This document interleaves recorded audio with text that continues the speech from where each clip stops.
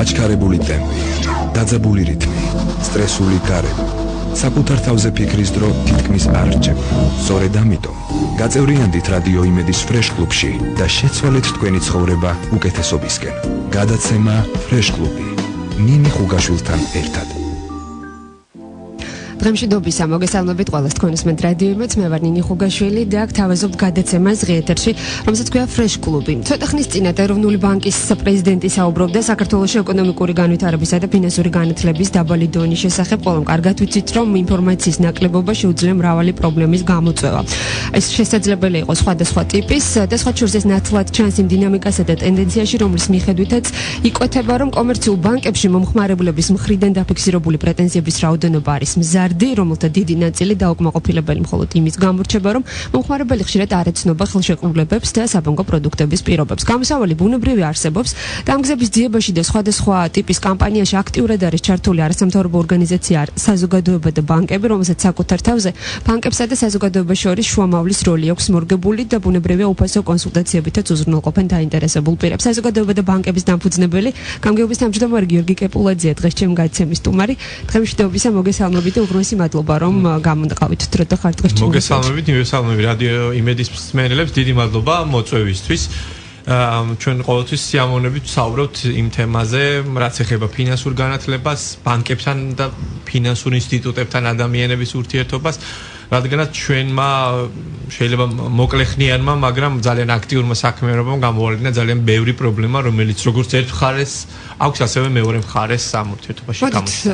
ვისაუბროთ, გავამახვილოთ თავიდან ყურადღება იმისთვის, რომ საზოგადოება უკეთ იყოს ინფორმირებული, რა საქმიანობს ორგანიზაცია, არასამთავრობო ორგანიზაცია, საზოგადოება და ბანკები და შემდეგ უკვე რა დაგანახათ ამ განვლილმა პერიოდმა, რომელიც დაახლოებით 1 წელიწადს მოიცავს. კი ბატონო. ჩვენი ორგანიზაცია დაფუძნდა 2013 წლის ბოლოს და მას შემდეგ საკმაოდ აქტიურად მუშაობთ სხვადასხვა მიმართულებით.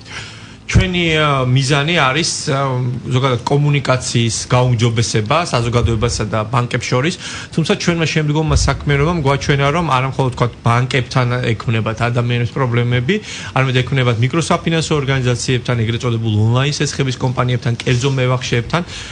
ჩვენი საქმიანობების რამდენიმე მიმართულებაა, ეს არის საკონსულტაციო ცენტრი, რომელიც უფასო კონსულტაციას უწევს ადამიანებს, გვაქვს ხელი ხაზი და ასევე კონსულტაცია პირადი, თქვა გასაუბრები შეიძლება ინტერნეტით, თქვა Facebook-ის ან საიტის მეშვეობით მოგმართონ. ასევე ერთ-ერთი მიმართულება ფინანსური განათლება და ჩვენი მედია სკოლა, რომელმაც ერთი გამოშვება უკვე გამოუშვა 20 ჟურნალისტი, რომელმაც მიიღეს საბაზისო ეკონომიკური განათლება 10 კვირის განმავლობაში და ახლა უკვე მეორე ნაკადია, რომელშიც ასევე 20 ჟურნალისტი 20 მედია საშუალებიდან სწავლობს ეკონომიკას. ანუ ეს არის ფინანსური განათლების მიმართულება. ასევე გვაქვს კვლევები, ჩვენ ვიკვლევთ სხვადასხვა საბანკო და ეკონომიკურ თემებს, ასევე ვიკვლევთ თქვათ სხვადასხვა გავრცელებულ ეგრეთ წოდებულ მითებს თუ რეალობას ბანკებთან და საფინანსო ინსტიტუტებთან დაკავშირებით და ასევე გვაქვს სხვა მედიასთან ურთიერთობის მიმართულება, რაც გამოიხატება იმაში, რომ გვაქვს სატელევიზიო პროექტი, სადაც რჩევებს ვაძლევთ მოხმარებლებს და სიამოვნებით სტუმრობთ ასევე რადიოებს და სხვადასხვა მედია საშუალებებს.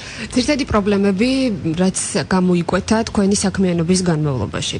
გარდა იმისა, რომ პრეტენზიების რაოდენობა გაიზარდა, რომელიც იმის შესახებ ინფორმაცია თქვენს ვებგვერდზე დევს, გარდა სხვა უამრავი საინტერესო ინფორმაციისა, ბუნებრივია ყოველს ეთერში ვერ ჩამოვთვლის, მაგრამ დაინტერესებულ მსმენელს საშუალება აქვს შევიდეს საბჭერტილი ჯერზე და მიიღოს ძალიან ბევრი ინფორმაცია, რომელიც მას ნამდვილად გამოადგება.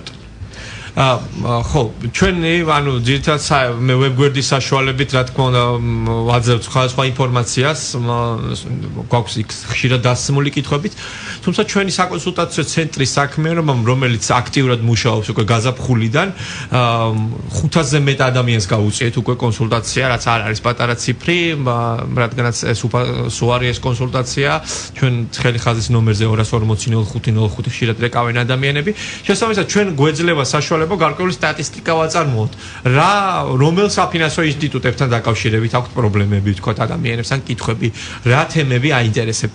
აქედან გამოვლინდა ის, რომ ძალიან ბევრ ადამიანს პრობლემა აქვს ზოგადად საფინანსო ინსტიტუტების გარჩევასთან დაკავშირებით. მაგალითად, მათთვის სესხი აიღო ონლაინ მსესხებელი კომპანიისგან, მიკროსაფინანსო ორგანიზაციისგან თუ კერძო მებაღჩისგან, ყველას ერთიან სახელს ბანკს ასე უწოდებს და შესაბამისად ძალიან ბევრ ადამიანს პრობლემა ექნება არა მხოლოდ თქვათ ბანკებთან, არამედ იგივე კერძო მევახშეებთანაც.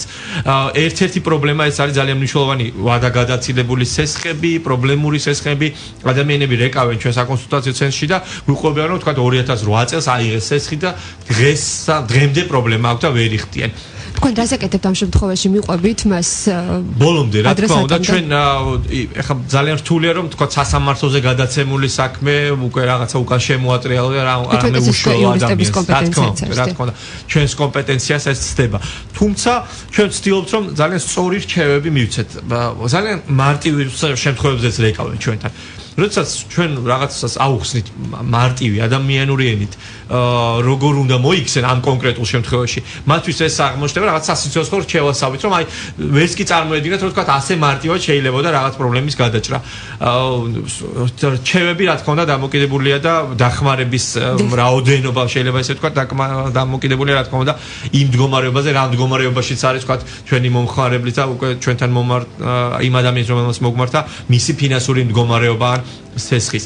თუმცა ეს პრობლემური სესხები მართლაც ერთ-ერთი ყველაზე დიდი პრობლემაა და ძალიან ხშირია, როდესაც ადამიანს აქვს რამდენიმე ტიპის სესხი სხვადასხვა ორგანიზაციაში. რამდენიმე ბანკის სესხი აქვს განვადება, საკრედიტო აპარატი, აქვს სამხარებო სესხი, შეიძლება იპოთეკური სესხიც, იქ ონლაინ სესხებლისგან ინტერნეტით აიღო კიდე სესხი და ნუ შეიძლება კიდე ძალიან ბევრი დიდი ნაწილი ჩვენთან მომართვების არის აი ამ მიმართ რომ ერთად აქვს ბევრი კომპანიის თქვა თუ ბანკის სესხი რაც რა თქმა უნდა ძალიან დიდ პრობლემას ქმნის და ჩვენი მთავარი რჩევა არის ხოლმე რომ სესხის აღების წინ რა თქმა უნდა დეტალურად წაიკითხონ რა საწერენ ხელს და რა თქმა უნდა აუცილებლად გათვალონ საკუთარი შესაძლებლობები.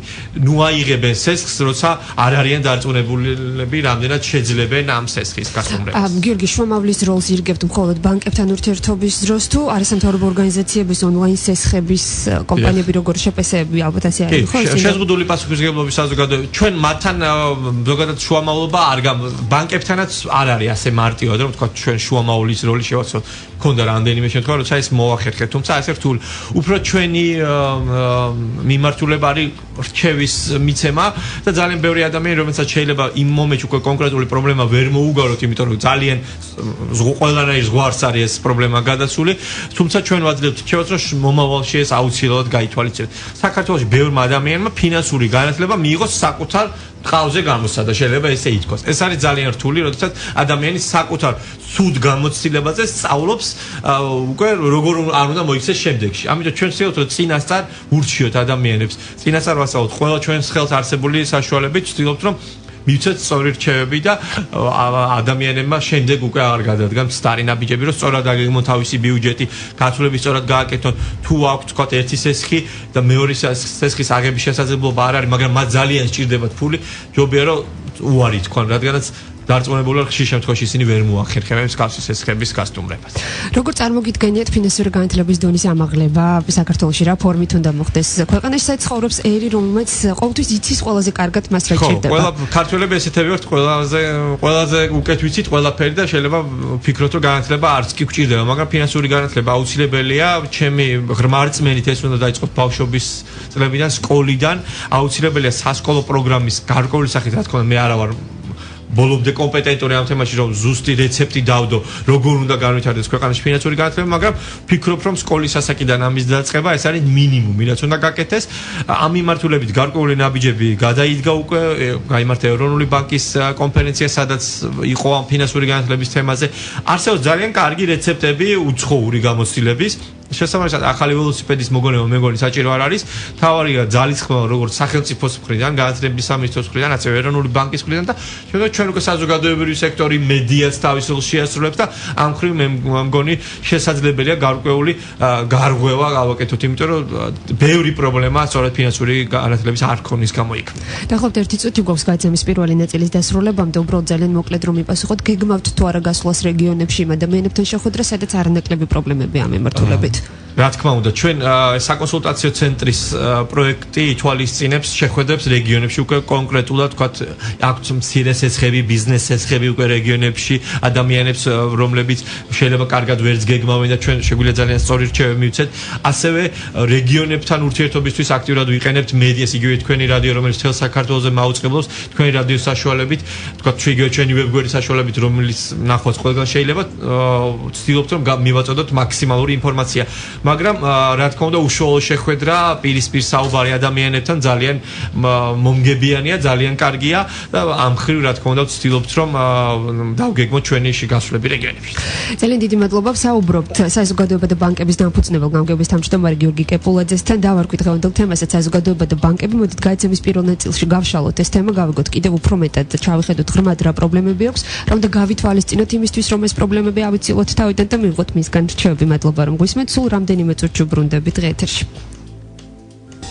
ფრეშ კლუბი ნინი ხუგაშვილთან ერთად. დღემშვიდობისა მოგესალმებით, კიდევ ერთხელ განვაგრძობთ გადაცემას ფრეშ კლუბი. გახლავართ მისი წამყვანი ნინი ხუგაშვილი და დღეს ჩემს სტუმარ გიორგი კეპულაძესთან ერთად, რომელიც გახლავთ საზოგადოება და არასამთავრობო ორგანიზაცია საზოგადოება და ბანკების დამფუძნებელი და გამგეობის თავმჯდომარე. საუბრობთ ბანკებსა და საზოგადოებას შორის ურთიერთობაზე, რომლის შუამავლის როლიც რომთა შორისაც ფაქტობრივად შეიძლება ითქვას, რომ ეს არის ერთადერთი კომპანია, რომელსაც აქვს აღებული საკუთარ თავზე. იყო თავისუფალი ნიშა, ხო, შეიძლება ითქვას, რომელიც თქვენ დაიგავეთ დაახლოებით 1 წელი. ყავთ კონკურენტები ამ მიმართულებით. ჩვენ ვისურვებდით რომ ჩვენ არაერთი კომერციული ინტერესი რა თქმა უნდა არ გვაქვს და ვართ ორგანიზაცია რომელიც ამ მიმართულებით მუშაობს. ჩვენ გვაქვს სურვილი რომ ყავდეთ ძალიან ბევრი თანამოაზრე და ისეთი ორგანიზაცია რომელიც ამ მიმართულებით მუშაობს. არის რამდენიმე ორგანიზაცია რომლის შეიძლება პირდაპირ მოვალეობა არ არის, თუმცა უფრო გააქტიურებაა საჭირო. სოფლიო ბანკის ოფისში რამდენჯერმე გაიმართა შეხვედრა ფინანსურ განათლებასთან დაკავშირებით, სადაც იყვნენ როგორც ბანკების, ასევე მიკროსაფინანსო ორგანიზაციების, ასევე სხვა არასამთავრობო ორგანიზაციების წარმომადგენლები და იქ დაისახა გარკვეული გეგმები, თქვათ, როგორ უნდა იმუშაონ ერთობლივად ამ ორგანიზაციებმა ფინანსური განათლების კუთხით. თუმცა, რაც შეეხება უფასო კონსულტაციებს და თქვათ, ფინანსური განათლების იგივე მედიასთან მიტანა, შეიძლება ითქვას, რომ გარკვეული ექსკლუზივი, რა თქმა უნდა, გვაქვს ამ მხრივ და ამით ვამაყობთ კიდევაც. ჩვენი მთავარი მიმართულება რა თქმა უნდა არის რჩევები, რომ კონკრეტული რჩევები მივცეთ ადამიანებს ფინანსურ ინსტიტუტებთან ურთიერთობისას, იმიტომ რომ ჩვენ არ ქონდა დაგეგმილი რომ ამ მთელი ფინანსური სექტორი მოგვეცვა, მაგრამ ჩვენ საკონსულტაციო ცენტრში რეკავენ ადამიანები, რომლებსაც პრობლემა აქვს, თქვათ, იგივე ონლაინ სესხების კომპანიებთან დაკავშირებით და უნდა გითხრათ, რომ დაახლოებით 150 მილიონი ლარის მინიმუმ ვამბობ ამ თანხას სესხი გასცეს მსგავსმა კომპანიებმა. 16 თუ 17 ორგანიზაცია ოპერირებს დღეს ქართულ ბაზარზე. არ დავასახელებ მათ, მაგრამ ყველა ვიცით ეს კომპანიები, რომლებიც ძალიან აქტიური მარკეტინგული და სარეკლამო კამპანიითაც გამოირჩევენ, ესეთი კარგი გაგებთ აგრესიული მარკეტინგული კამპანია აქვთ მათ და ისინი მოგვიწოდებენ, თქვათ, ავიღოთ სესხი, რომელიც საკმაოდ მაღალ პროცენტიანია, მისი ყოველთვიური პროცენტი დაახლოებით 25-დან 30-მდე რაც არის.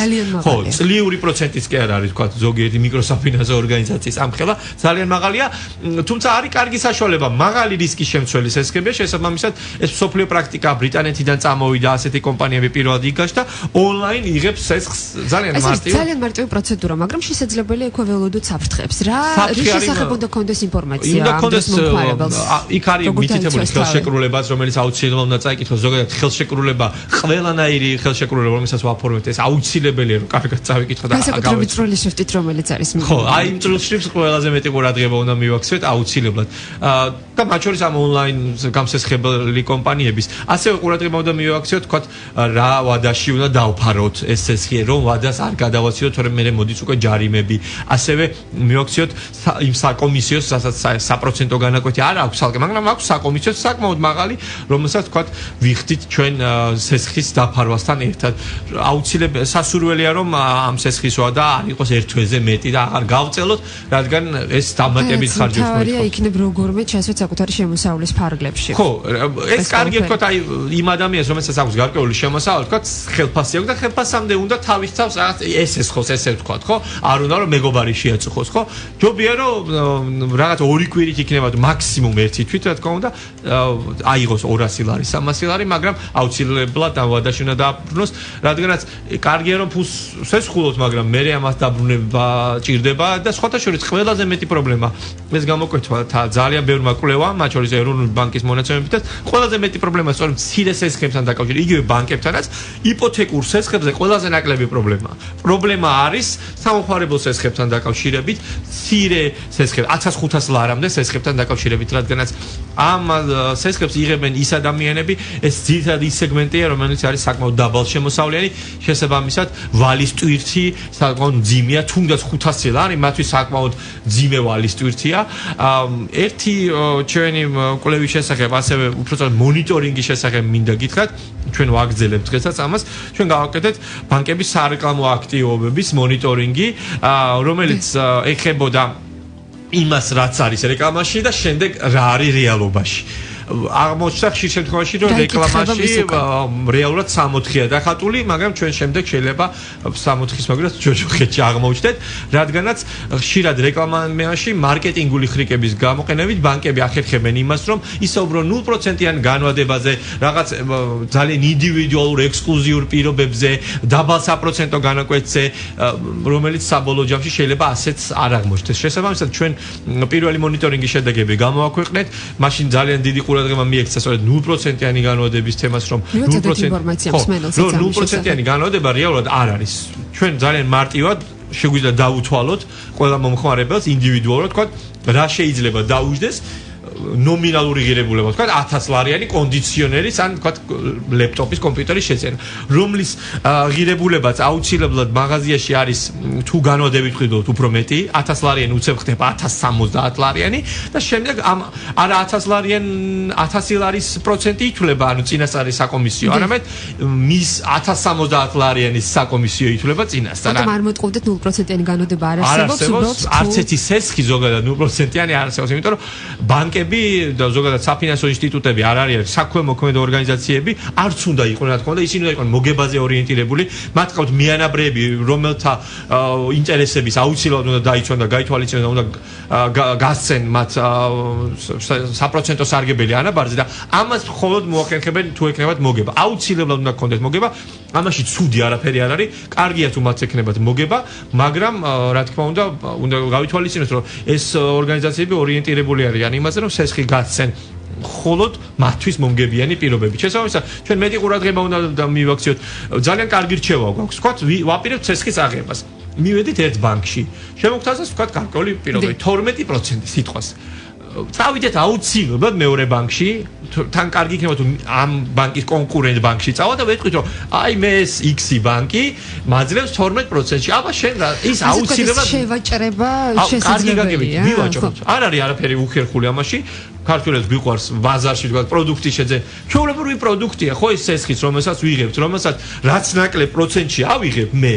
მით უფრო მოგებული დავრჩები. რატო დაუტოვო ჩემი მოგება, თქვა სხვა, იმიტომ რომ საბოლოო ჯამში ყველაზე კარგი რაც საბანკო ინდუსტრიას აქვს ამ ქვეყანაში, მომხმარებლებისთვის არის კონკურენცია, ძალიან მაღალი კონკურენცია ამ სფეროში. შესაბამისად, ჩვენ ვხედავთ ნელ-ნელა ამ კონკურენციისა და რა თქმა უნდა, ქვეყნის ეკონომიკური განვითარების შედეგად საპროცენტო განაკვეთები უკვე ერთ ნიშნად ციფრზე ჩამოვიდა, რაც არის ძალიან კარგი და პერსპექტივაში ალბათ მოსავალნელია კიდევ მათი შემცირება, რაც ძალიან კარგი იქნება, მაგრამ ანუ ეს არის. კარგი გაგებით ვევაჭროთ ბანკებსაც, ნებისმიერ საფინანსო ინსტიტუტს. მაგრამ არ დაგავიწყდეთ, ჩაიკითხოთ ეფექტური საპროცენტო განაკვეთი განაკვეთის შესახებაც რა თქმა უნდა ძალიან კარგი სხვათა შორის აი რეკლამების მონიტორინგი ვახსენე და იქ ჩვენ გამოვკვეთეთ ძალიან საინტერესო სტატისტიკა ის რომ ბოლო 2 წელიწადში ეფექტური საპროცენტო განაკვეთის მითითება რეკლამებში და უფრო ბოლო პერიოდში გახდა ძალიან ისეთი მოდური ტენდენცია. ყველა ბანკი ჩვეულებრივ ნომინალურ საპროცენტო განაკვეთს 9%-ს თუ იტყვის, იქ აუცილებლად მითითებულია ეფექტური საპროცენტო განაკვეთი. და რა არის ეფექტური საპროცენტო განაკვეთი? ეს არის ყველა ის ხარჯი, რაც ახლავს სესხის აღებას. მე თუ ვიღებ 1000 ლარს სესხს, იქ აუცილებლად ბანკს აქვს სესხის გაცემის საკომისიო, შემდეგ ამ თანხის გატანის საკომისიო, დამტკიცების თქვა. რაც გარკვეულ ხარჯს შეადგენს და რეალურად მე ხელზე 1000 ლარს კი არ ვიღებ, შეიძლება ავიღო 970 ლარი. თუმცა საპროცენტო განაკვეთი ითვლება უკვე 1000 ლარით. შესაბამისად, ეს ხარჯები იკრიბება ერთად და სპეციალური ფორმულის წყალობით ჩვენ ვიღებთ ეფექტურ საპროცენტო განაკვეთს, რასაც რა თქმა უნდა ამასაც უნდა მივაქციოთ ყურადღება. ანუ რეალურად საბოლოო ჯამში მე რა მიჯდება ამ თქვა სესხის აღება. რაც შეეხება ონლაინ სესხების თემას, ისევ რომ დავუბრუნდეთ, იმიტომ რომ ეს არის ძალიან მარტივი და თქვენ ეთერს მიღმოთ საუბრობდით, საკმაოდ დიდი ვალი შეიძლება დაგვწეს უცებ ზურგზე, დიდი ვალდებულებების მქონე შეიძლება გახდეს. არის რაიმე პრევენცია, რაც დავიცვათ თავი მისგან, მე მესმის რომ არ უნდა ისესხო, თქვა ეს არ არის გამოსავალი. მაგრამ მაინც რომ ჩვენ ქვეყანაში სადაც ზოგადად ძალიან დიდი მოთხოვნა სესხებზე, მე ვფიქრობ, რომ სწორედ ამ მოთხოვნამ განაპირობა ამ კომპანიების წარმატება. ძალიან როგორც გითხარი, ძალიან დიდი სასესხო პორტფელი აქვს უკვე გაცემული ყველას ერთად აღებულს, რა თქმა უნდა დიდი წილი აქვს განსაკუთრებულად გამორჩეულ კომპანიებს მათ შორის, მაგრამ რეალურად ეს არის კომპანიები, რომლებიც მუშაობენ ევროპული, თქვა, საერთაშორისო სტანდარტით, თუმცა საპროცენტო განაკვეთი არის მაღალი, სწორედ იმიტომ რომ ძალიან დიდი რისკი ახლავს. ხო, საპროცენტო განაკვეთს თქვა არეგულირებს ეროვნული ბანკი.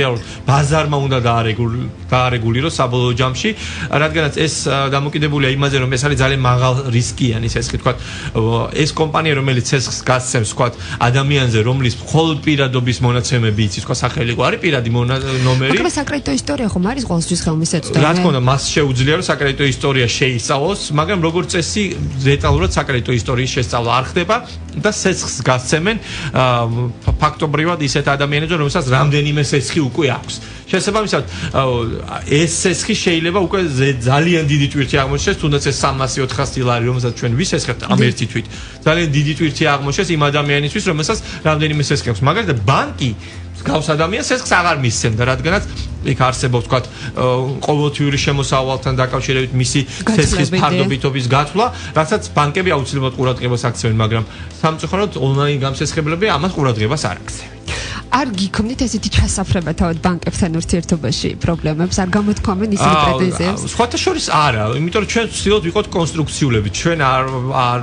გვინდა რომ ვიყოთ მართლა ცუდი გაგებით ჩასაფრებულები ჩვენ ბანკებს მიუთითებთ იმაზე რომ მათ უნდა ქონდეთ მაღალი სოციალური პასუხისმგებლობა აუცილებლად და მიუთითებთ იმაზე რომ კმაყოფილი მომხმარებელი და განათლებული მომხმარებელი პირველ რიგში ეს არის ძალიან დიდი პლუსი თვითონ ბანკისთვის შესაბამისად თავად ბანკებმა უფრო მეტი უნდა გააკეთონ ამ მიმართულებით უფრო მეტი ფული უნდა დახარჯონ თუნდაც იმაში რომ მათივე კლიენტები იყვნენ მეტად განათლებულები რადგანაც ეს პირველ რიგში მათ არიდებს პრობლემებს შესაბამისად ბანკი ხორითი ანგარიშობს თქვა მან შეიძლება რაღაცაში ჩადოს ფული და რა მოგებას მისცემს და რა უკუგებას მისცემს მას ეს ჩადებული ფული მე დარწმუნებული ვარ რომ მათი კლიენტების განათლებაში ჩადებული ფული აუცილებლად უფრო დიდ უკუგებას მისცემს ვიდრე თქვა სხვა საქმეებში ჩადებული ფული და გიორგი გაცემის მიწურულს რეზიუმეს სახით კიდევ ერთხელ რომ შევაჯამოთ ჩვენი საუბარი კიდევ ერთხელ შევახსენოთ ჩვენს მომხმარებლებს თქვენთან საკონტაქტო ცხელი ხაზის ნომერი რომლის მეშვეობითაც ისინი დაგიკავშირდებენ და მიიღებენ უფასოდ კონსულტაციას და ასევე ბოლოსკენ უკვე იმ გეგმების შესახებ ვისაუბრეთ რომელიც აქვს არასამთავრობო ორგანიზაციას საზოგადოებრივი ბანკები ჩვენი საკონსულტაციო ცენტრი რა თქმა უნდა სამომავლო პერსპექტივითაც იმუშავებს როგორც ცხელი ხაზი ასევე პირადი გასაუბრებით კონსულტაცია ცხელი ხაზის ნომერს გავიმეორებ თქვენის ნებართვი ეს არის 240 05 ამ ნომერზე შეუძლიათ დაგვირეკონ ადამიანებმა და მიიღონ უფასო კონსულტაცია ნებისმიერ საბანკო თემატიკასთან დაკავშირებით მათ შორის ანაბრებთან დაკავშირებითაც შეგვიძლია ძალიან კარგი რჩევები მივცეთ ამ ადამიანებს. ასევე ჩვენი ვებგვერდია ავამუშავეთ GAIGG, რომელზეც შეუძლიათ ადამიანებმა ნახონ ყველა ბანკის და ყველა საფინანსო ინსტიტუტის საპროცენტო განაკვეთები, სესხების, ანაბრების, მათ შორის მიკროსაფინანსო ორგანიზაციების და სხვათა შორის ონლაინ გამსესხებების. იქ GAIGG კი ასეთ მარტივი სახელი შევარჩიეთ. GAIGG-ზე შეუძლიათ შევიდნენ და იქ ასევე არის სესხის კალკულატორი, სადაც შეუძლიათ დათვალონ, თქვათ, ამდენი სესხის აღების, ამდენ საპროცენტო განაკვეთად, ამდენი ვადის განმავლობაში მე ყოველთვიურად რამდენის გადახდა მომიწევს. იქ ყოველთვიური გადახდის გრაფიკიც აუცილებლად გამოჩნდება და ასევე ანაბრის კალკულატორი, თქვათ, თუ დავდებ მე 100 ლარს და ყოველთვიურად 50 ლარს შევიტან 12 თვის განმავლობაში რა მოგებას ნახავ. ძალიან საინტერესო სიახლე თავად მომხმარებლებისთვის პირადად ჩვენთვის ახალი ინფორმაცია შეიძლება იყოს რომ მედიასთან ამ ინფორმაციას რეალურად არ გვისაუბრეთ და ექსკლუზიურად პირველად თქვენ ეთერში თქვით. არა, მართლა ძალიან საჭიროა. GAIGG-ის არსებობის შესახებ. იმიტომ რომ არ მოგიწევს სხვადასხვა ბანკში ჩამორეკვა, არ მოგიწევს ყველა ვებგვერდი შედარების ფუნქციაც არის ჩვენ ვებგვერდზე, ანუ შეუძლია შევიდეს ორი ბანკის სესხი აიღოს, სამი შეიძლება შეადაროს ერთმანეთს, სადაც ნახავს მე იქ ეფექტურიც გვიწერია, საკომისიო რამდენია, რასაც ბანკები შეიძლება თავის ვებგვერდზე არ წერენ, ისიც კი დავწერეთ ჩვენ ვებგვერდზე. ძალიან საინტერესო გაიცემის დასრულებისთანავე აუცილებლად გადავამოწმებ ამ ინფორმაციას და მე თავად გავხდები დარწმუნებული ვარ მისი მომხმარებელიც. არის მთავრობა ორგანიზაცია საზოგადოება და ბანკების გამგეობის თავმჯდომარე დამფუძნებელი გიორგი კეპულაძე გახლდათ, ჩემ გაიცემის სტუმარი. უღრმესი მადლობა რომ იყავით დღეს. ძალიან საჭირო და მნიშვნელოვან საქმეს აკეთებთ. ამიტომ წარმატებებს გისურვებთ და მადლობა რომ ოპერირებთ ამ მიმართულებით. მადლობა. აჩქარებული ტემპი, დაძაბული რითმი, სტრესული გარემო, საკუთარ თავზე ფიქრის დრო თითქმის არ რჩება. სწორედ ამიტომ გაწევრიანდით რადიო იმედის ფრეშ კლუბში და შეცვალეთ თქვენი ცხოვრება უკეთესობისკენ. გადაცემა ფრეშ კლუბი. ნინი ხუგაშვილთან ერთად.